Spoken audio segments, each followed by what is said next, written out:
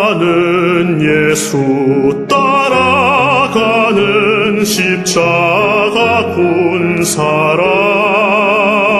주 이름 증언하기를 왜 주저하리요.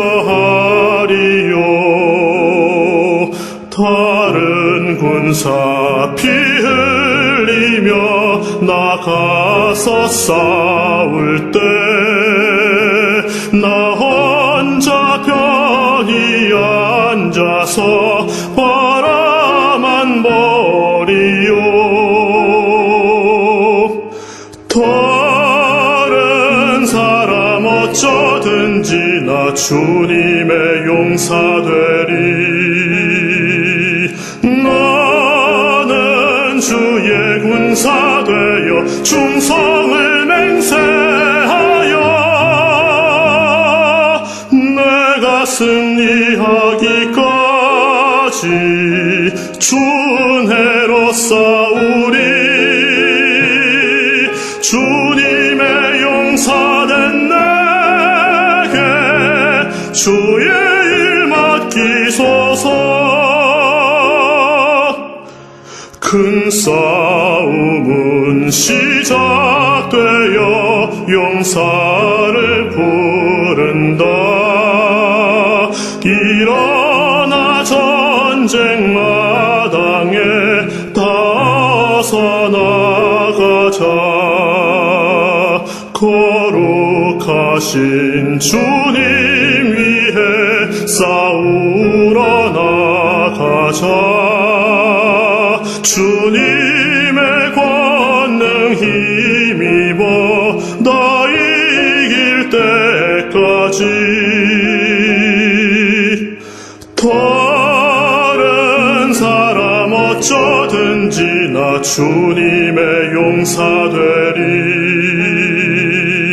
나는 주의 군사 되어 충성을 맹세하여 내가 승리하기까지 준혜로 싸우리. 주님의 용사된 내게 주의 일 맡기소서.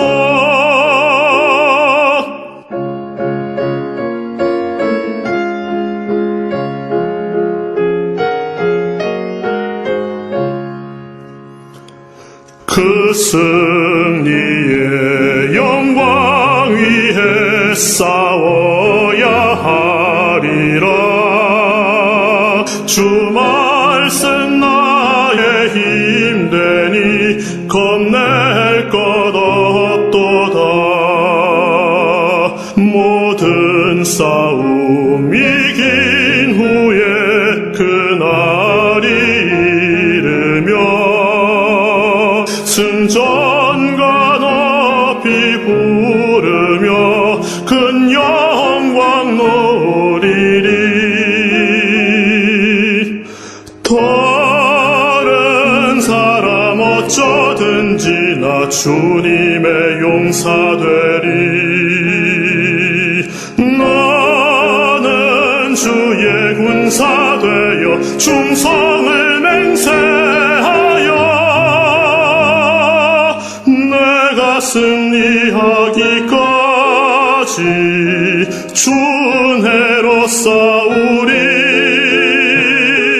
주님의 용사된 내게 주의 일 맡기소서. 이 시간에 우리에게 주신 하나님 말씀은 로마서 15장 16절 말씀입니다. 이 은혜는 곧 나로 이방인을 위하여 그리스도 예수의 일꾼이 되어 하나님의 복음의 제사장 직분을 하게 하사 이방인을 제물로 드리는 것이 성령 안에서 거룩하게 되어 받으실 만하게 하려 하심이라. 아멘. 이 시간에는 읽어드린 로마서 15장 16절의 말씀을 중심으로 해서 좋은 일꾼이라고 하는 제목으로 말씀을 전해 올려드리겠습니다. 바울은 자신의 직분을 말하면서 이것은 그리스도 예수의 일꾼이 되어서 하나님의 복음의 제사장 직분을 하게 하셔서 이방인을 제물로 드리는 것이라고 했습니다. 여기서 이방인을 제물로 드린다는 말의 의미는 무엇일까 생각을 했습니다.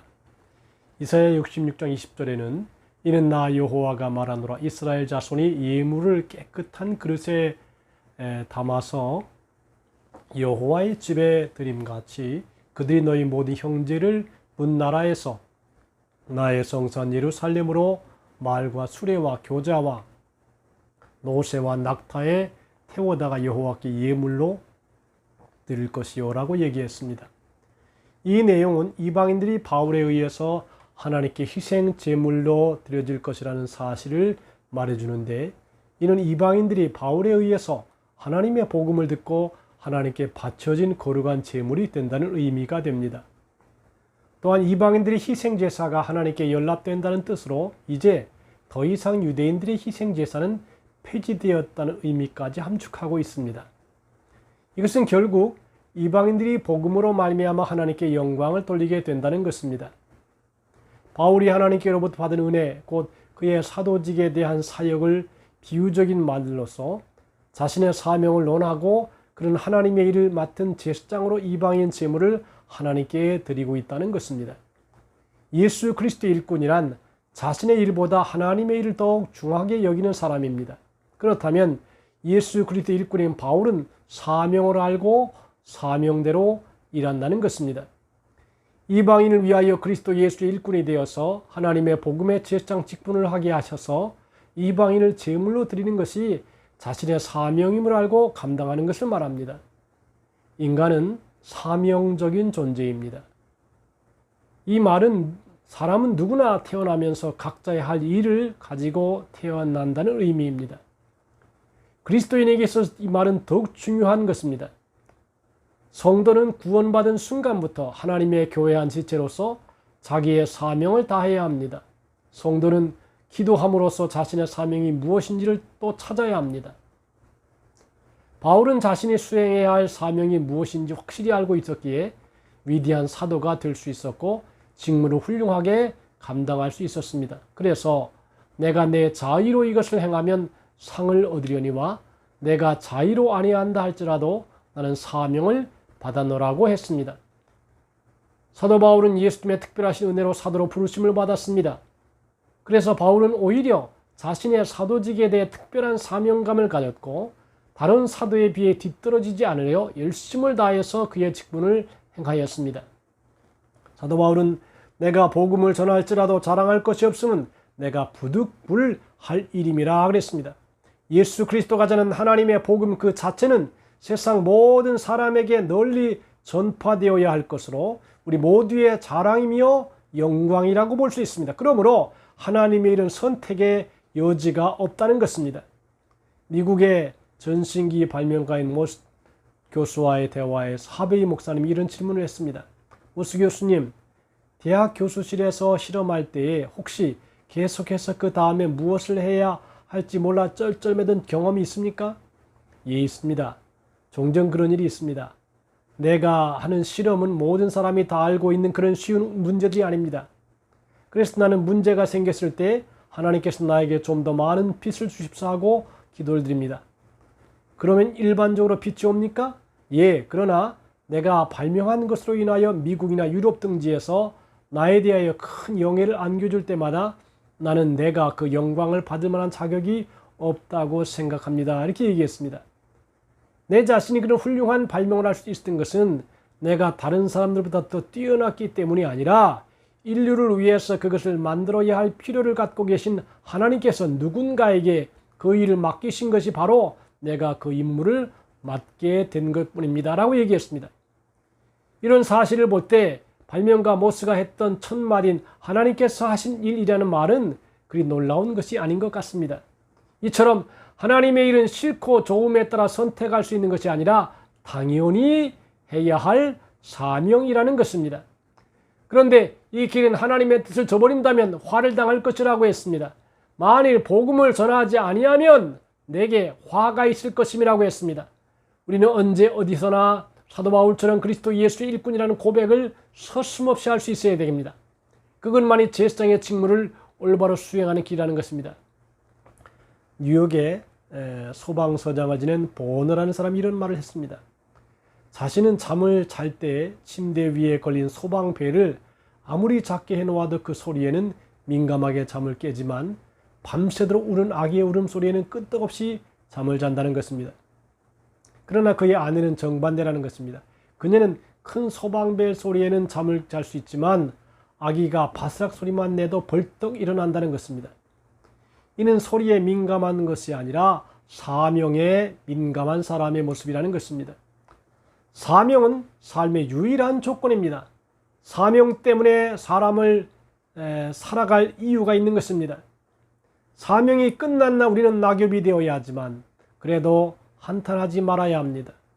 복음 전파라는 사명을 거역한다면 우리는 심판을 면치 못할 것입니다. 그러므로 이미 맡겨진 하나님의 일을 피하려고 하지 말고 최선을 다해 행해야 되겠습니다. 그러면 결국에 하나님이 주는 생명의 면류관을 받게 될 것이라는 것입니다.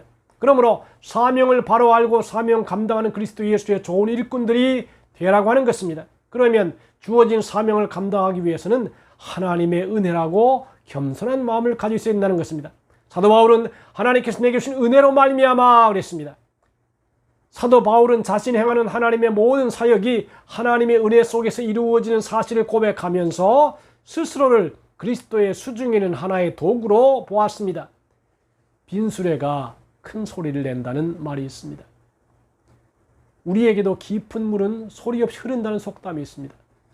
미국의 무디, 영국의 웨슬레, 스폴전 목사의 가장 큰 특징은 그들의 한넘는 겸손이었다고 전해집니다. 성 프란시스는 그의 제자에게 가르치기를 성도의 가장 중요한 덕목은 첫째가 겸손이요, 둘째도 겸손이요, 셋째도 겸손이라고 말했습니다. 성도는 이미 십자가에 그리스도와 함께 못 박힌 존재입니다. 따라서 이제는 내가 산 것이 아니 오직 내 안에 그리스도께서 사시는 것입니다. 갈라디아서 2장 20절에 말씀하시기를 내가 그리스도와 함께 십자가에 못 박혔나니 그런즉 이제는 내가 사는 것이 아니 오직 내 안에 그리스도께서 사신 것이라. 이제 내가 육체 가운데 사는 것은 나를 사랑하사 나를 위하여 자기 자신을 버리신 하나님의 아들을 믿는 믿음 안에서 사는 것이라고 했습니다. 이제 내 몸의 주인은 내가 아닌 주님입니다. 그러므로 이제는 나의 생각으로 또는 나의 힘으로는 아무것도 할 수 없는 존재가 된 것입니다. 이것이 정상적인 그리스도인의 모습입니다. 그러나 우리는 대부분 그러지 못합니다. 아직도 자아가 깨어지지 못하여 내가 할 수 있다고 착각하는 경우가 많습니다. 성도의 고뇌와 슬픔이 여기에 있습니다. 주님께서는 결코 자신의 뜻대로 살지 않으셨습니다. 그분은 오로지 순종으로 살았습니다. 죽음마저도 겸손하게 아버지의 뜻에 따라 사는 것입니다. 주님께서는 죽음마저도 겸손하게 받아들였습니다. 사도 바울은 성령 안에서라고 얘기합니다. 그러기에 성령에 매여 일한다고 합니다. 보라, 이제 나는 성령에 매여서 예루살렘으로 가는데 거기서 무슨 일을 당하는지 알지 못한다고 그랬습니다. 바울은 항상 성령의 인도하심을 따라 행했습니다. 바울이 제3차 선교 여행을 거의 마치고 돌아오는 길에 밀레에 머물러 있으면서 에베소 교회 장로들을 불러서 고별사를 하면서 보라, 이제 나는 성령의 매임을 받아 예루살렘으로 간다 그랬습니다. 다메섹 회심의 사건 이후로 바울은 성령에 의해서 지배되는 삶을 살았습니다. 예루살렘 방문도 성령에 의하여 환난당할 것을 예지하고 있었으나 역시 성령의 지시에 따라 예루살렘에 가지 않을 수 없었습니다. 그뿐 아니라 그는 말하는 것도 자기의 말을 하지 아니하고 성령께서 가르치신 것으로 한다고 했습니다. 우리가 이것을 말하거니와 사람의 지혜가 가르친 말로 아니하고 오직 성령께서 가르친 것으로 하니 영적인 일은 영적으로 분별함이라고 했습니다. 그러기에 그는 그의 삶은 그리스도에 의한 삶이었으며 성령에 의한 삶이었습니다. 사도행전 18장 9절에 밤에 주께서 환상 가운데 바울에게 말씀하실 때 두려워하지 말며 침묵하지 말고 말하라 그랬습니다. 그러므로 환난도 성령님의 뜻이라면 감수한다는 것입니다. 사도행전 20장 23절에 오직 성령이 각 성에서 내게 증언하여 결박과 환난이 나를 기다린다 하시나 바울의 예루살렘 방문은 그의 앞날에 중대한 변화를 가져올 환난이 기다리고 있다는 것을 성령의 증언에 의해서 알고 있었고, 이는 실제로 가이사랴에 이르렀을 때 선지자 아가보 예언으로 다시 알려지지만 그는 예루살렘 방문을 기피하지 않았습니다. 환란이 다가올 것을 알았습니다. 고난이 다가올 것을 알았습니다. 그러면서 예루살렘으로 가는 것을 성령의 뜻이라고 하면 거절하지 않았습니다. 왜냐하면 성령께서 그것을 원하고 계셨기 때문입니다. 고난당한다 할지라도 예루살렘으로 가라고 하는 것이 하나님의 뜻이었습니다. 복음 선교는 고귀한 하나님의 자녀들의 사명입니다. 그것은 하나님께서 대가로 의의 면류관을 주실 만큼 존귀한 가치가 있는 사역입니다. 그러기에 복음 선교는 천사까지도 살펴보기를 원하는 사역이라고 합니다. 베드로전서 1장 12절에 보니까 이 섬긴 바가 자기를 위한 것이 아니요 너희를 위한 것임이 계시로 알게 되었으니 이것은 하늘로부터 보내신 성령을 힘입어 복음을 전하는 자들로 이제 너희에게 알린 것이요 천사들도 살펴보기를 원하는 것이라고 했습니다. 예수께서 승천하신 이후에 성령께서는 교회에 강림하셔서 성도들의 몸을 전으로 삼고 계십니다. 그리고는 성도의 삶을 지키고 인도하고 도와주고 계십니다. 따라 성도는 늘 성령님과 동행하는 마음과 생각을 가지게 됩니다. 그분은 인격적인 분이셔서 지성과 감정과 의지를 소유하고 있습니다. 그러므로 성령님으로 하여금 우리의 전인격을 지배할 수 있도록 간단 없이 성령 충만을 구해야 됩니다. 성령을 받았으면 성령 받는 변화가 자기의 생활 그 자리에서 드러나는 것이 증인의 생활의 원리입니다. 모든 것을 성령님의 인도하시며 맡길 때 합력해서 선이루게 됩니다. 성경은 하나님께 모든 것을 맡기면 이루신다고 말씀합니다. 내 길을 여호와께 맡기라. 그를 의지하면 그가 이루시고 내 의를 빛같이 나타내시며 내 공의를 정오의 빛같이 하신다고 그랬습니다. 우리가 모두 겸손하게 성령님의 능력을 힘입어서 바울처럼 예수 그리스도의 좋은 일꾼으로서 사명을 감당하는 하나님의 자녀가 다 되시기를 주님의 이름으로 축복합니다. 기도합시다. 오 하나님 우리 아버지시여, 성령님의 감화와 감동을 받아 예루살렘으로 환난당하는 길을 믿음으로 걸어가는 것처럼 오늘도 우리로 하여금 주님이 원하신다면 환난의 길이라 할지라도 어려움의 길이라 할지라도 잘 감당하면 믿음으로 승리할 수 있는 하나님의 자녀가 다 되게 하여 주시옵소서. 오늘도 성령께서 우리와 함께 하심을 감사하오며 날마다 주와 동행 동거하여 승리하게 도와 주옵소서. 예수님의 이름으로 기도하옵나이다. 아멘.